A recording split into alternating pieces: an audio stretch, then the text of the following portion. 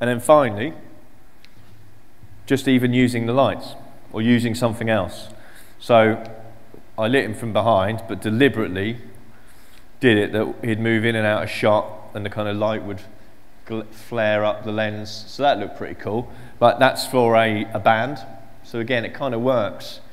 If that was a really, corporate interview, you probably wouldn't want to do that. But again, it's like understanding like your audience and what he would be happy with, because it was kind of, they're all kind of young. It was in a recording studio, so it kind of just worked. But it was, in effect, a recording studio, it's all black, isn't it? Because it's all like soundproofing. So the backdrop was boring as anything. So that's why I just thought, right, just backlight him, but down the lens. It actually looked really, really cool. So the positioning, so I know I talked about it before. So in effect, the camera is obviously about here, and H was literally right next to the camera. So it looks like he's obviously talking down the lens, but he's actually having a conversation with Harriet that was just off camera. So again, it's very popular at the moment, like that 24 hours in A&E, they're doing a lot of it.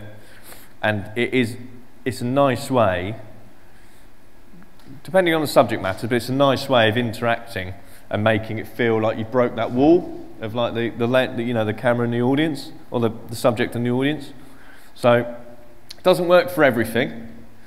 You wouldn't want the mappy gut like the NHS guy talking down the lens like that, but it does work.